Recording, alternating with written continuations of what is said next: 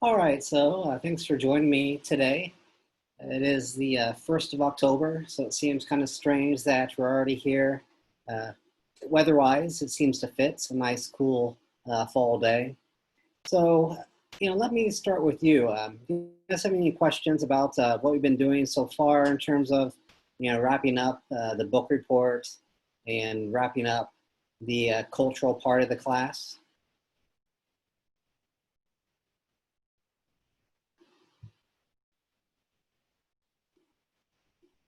So, let me ask you guys, how do you feel about the report? Was the first book report okay? Did you guys feel comfortable with it?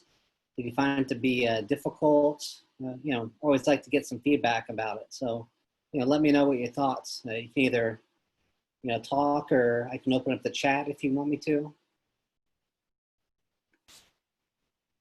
So, any thoughts about the report?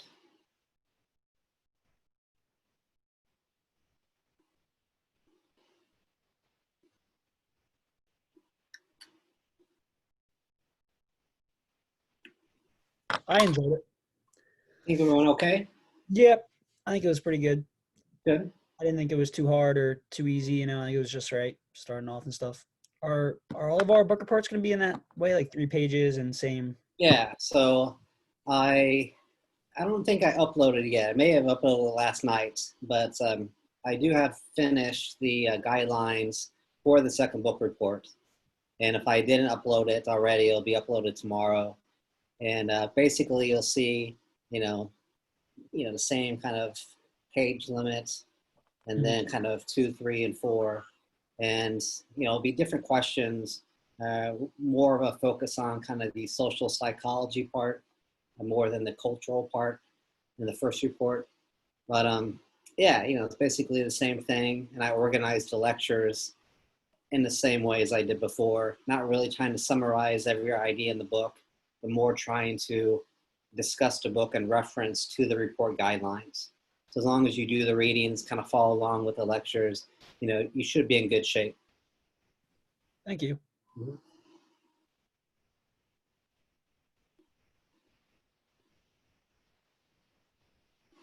Yeah, so I got a message saying that it was somewhere in the middle. You know, it wasn't too hard, but it wasn't not hard.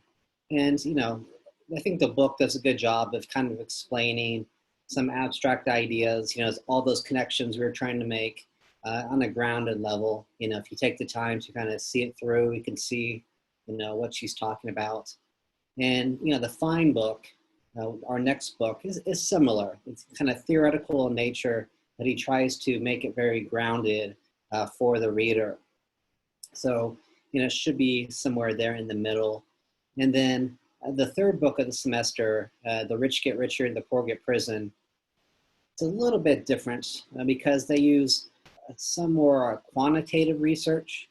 So quantitative research, basically numeric variables, numbers and stats and stuff like that, where our first two books are more about qualitative research, interviews and observations. So that's a little bit different, but I think the topic of the third book is interesting for a lot of students, looking at the criminal justice system and looking at it in terms of any bias with respect to one's social class background. So we'll get there when we get there. But let me just spend a few minutes talking about kind of where we are in the class right now. I'll pull up the PowerPoint. I just had a little PowerPoint for you guys for Tuesday, just to kind of go through after you turn in your report, just to kind of let you know kind of what we're doing.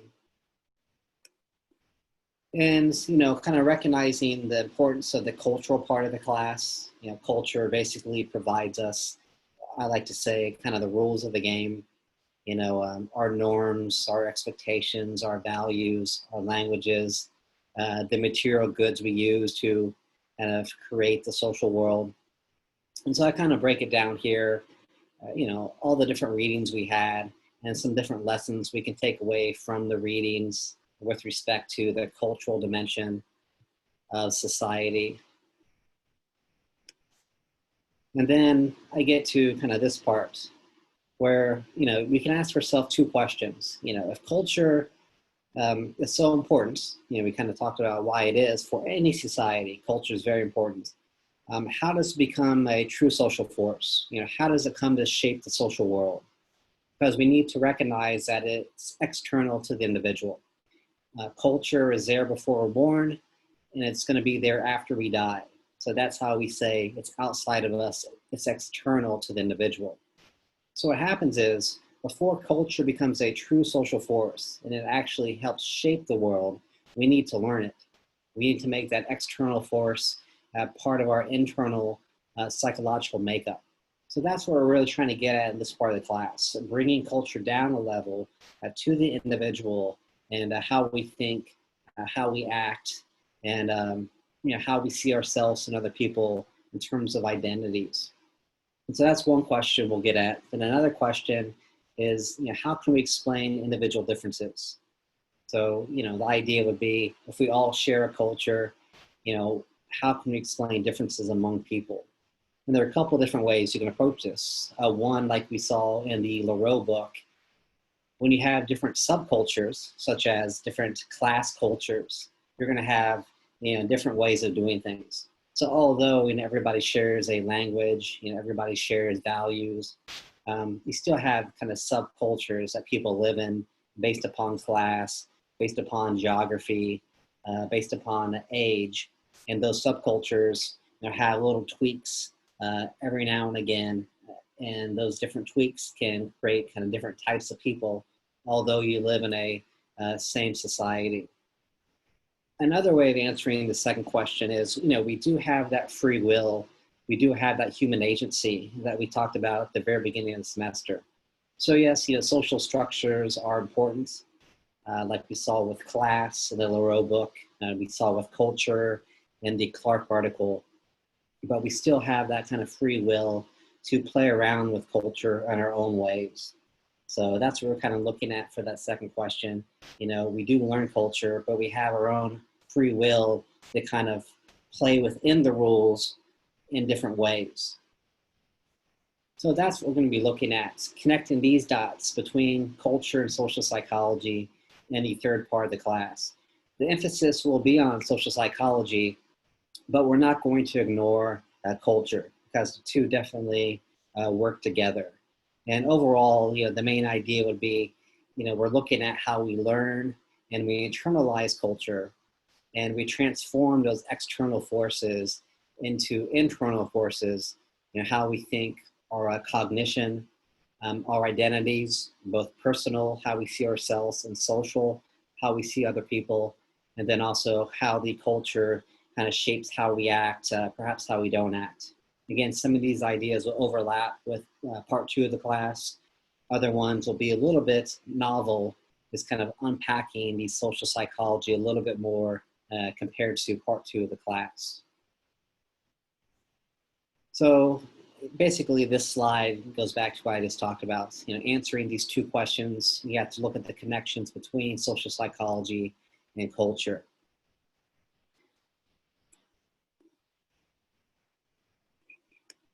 So let me turn it back over to you guys. Any questions about kind of where we are now, what we'll be doing?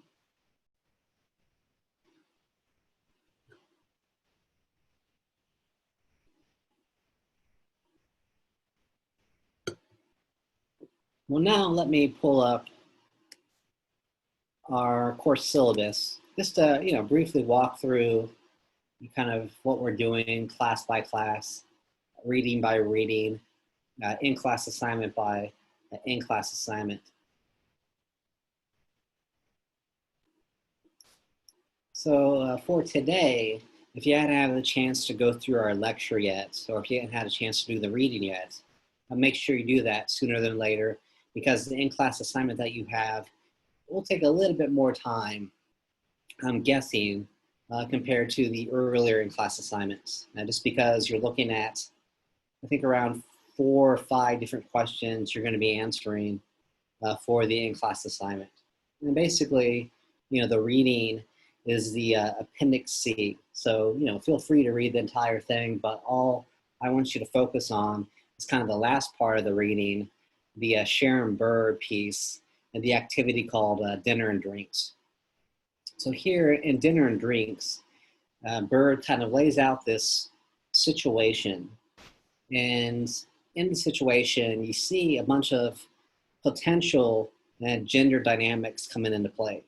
And I say potential because we really don't know what's going on. You know, we're just getting kind of the outside view of kind of different business situations and how kind of based upon the different interactions, you could see perhaps that different forms of social inequality between the sexes, between women and men, could come as a result. So basically, that's what the questions at the end of part one of the activity and the question at the end of part two of the activity ask you to do.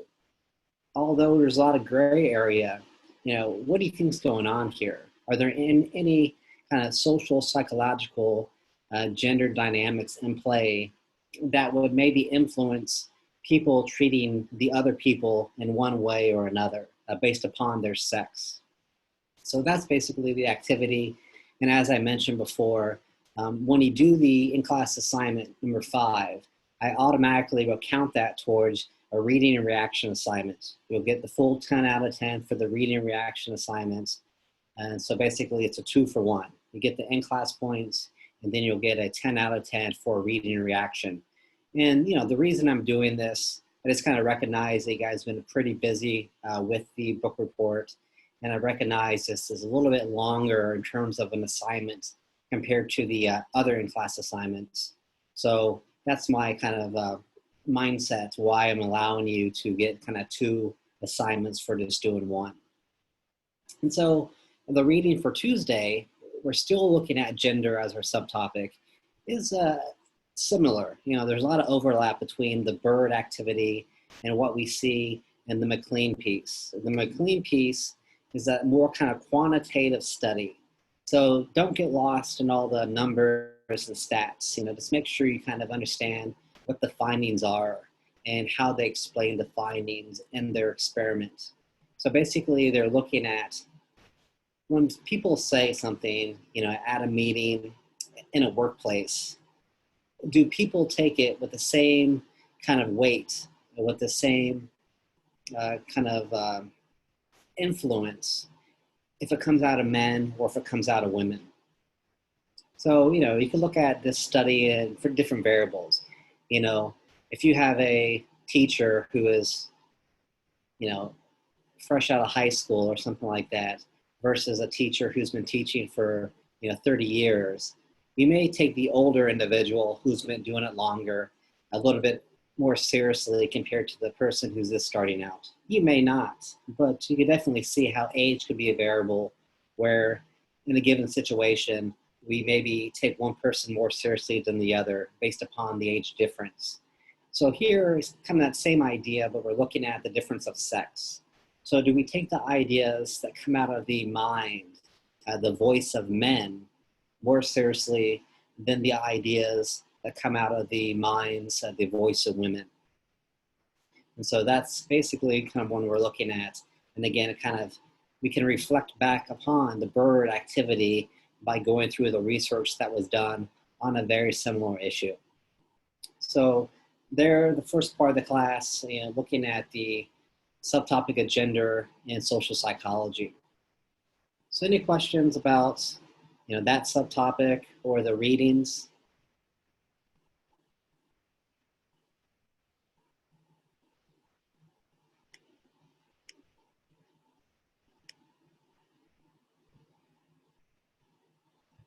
All right, well, if you don't have any questions, let me move on to the 8th of October. Basically, you know, a week from today, you're going to be going through the subtopic of leisure. And so this is the Newman piece. And if you pay close attention to the first reading we had on leisure in part 2 of the class, they actually brought up this article quite a bit. They're referencing the different findings in the Newman piece when they were talking about kind of larger societal changes when it comes to emphasizing leisure in addition to emphasizing work. So basically, this really breaks down the connection between leisure and happiness in terms of what's that social psychology that makes one leisure activity bring us more happiness versus a leisure activity, not making us so happy. What's going on in between that promotes, a lot of happiness versus not so much. So they look at, basically 5 different attributes of leisure, and they connect those attributes to these things help promote high quality leisure, where other things promote a lower quality. So again, looking at leisure, but breaking it down to that very social psychological level. And the in-class assignment number 6 that corresponds with that basically asks you to make sure that you're comprehending it correctly. You have 10 multiple choice questions. And so basically I'm asking you to identify the correct response for each of the questions.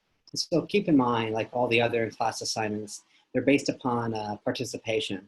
So even though you get maybe a few incorrect, you're still going to get the full 10 points. Now, I don't want to give off the impression that don't take it seriously, because when you do, that's when you're learning about it. That's when it will stick with you. But just make sure you know that even if you miss a few, you're still going to get the full 10 points for the assignment. So any questions there?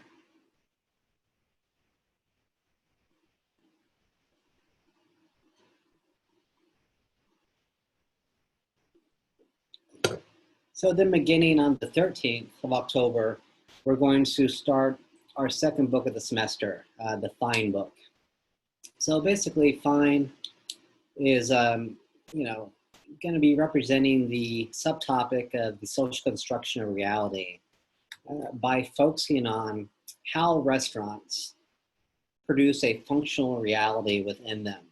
So, something that we hardly think to ask ourselves, when we enter a restaurant to eat there, when we're working at a restaurant, or just in general, we typically don't think about how more or less are restaurants functional.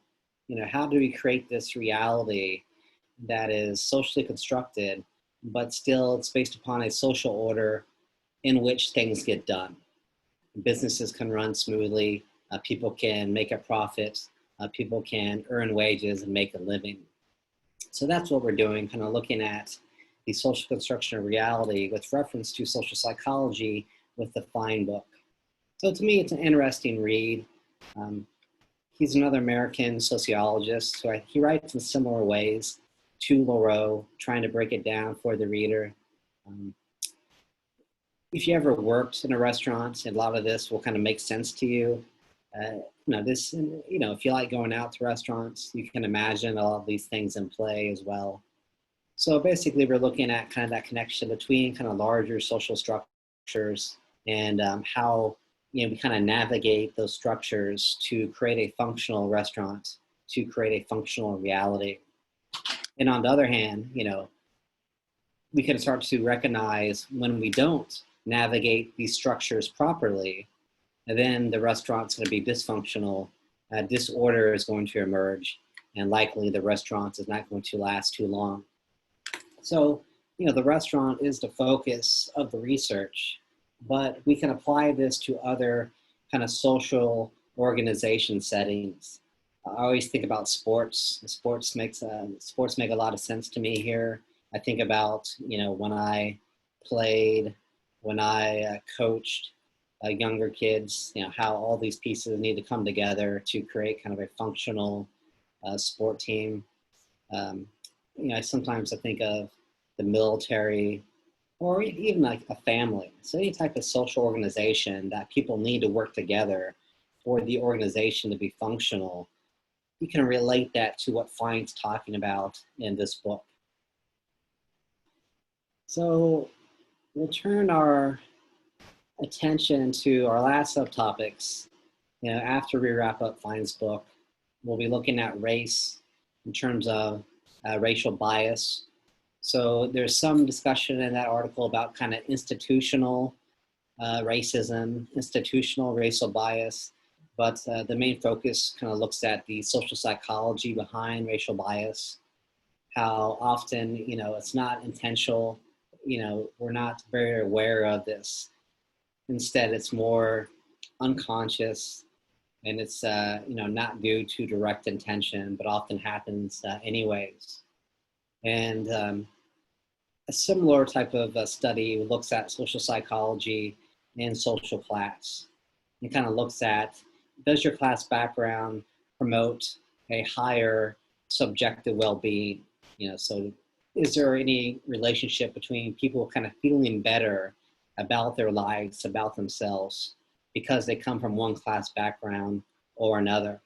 And if so, if there is a connection, why is it there? What's going on to make certain classes happier compared to other classes?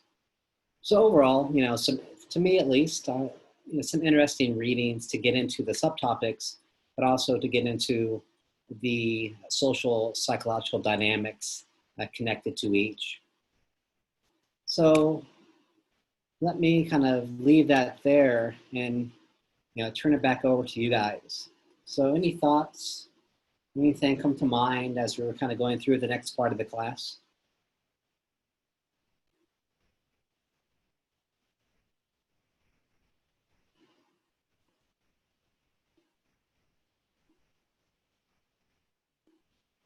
Well, like I always say, that's where I really want to kind of accomplish with today's live session is kind of let you know kind of where we're going and what to expect along the way. And what I'll do now, I'll kind of stop the recording. And if you guys have any, other questions individually or just in general, feel free to hang out and we can talk more. Otherwise, thanks for coming, and we'll do this again next week.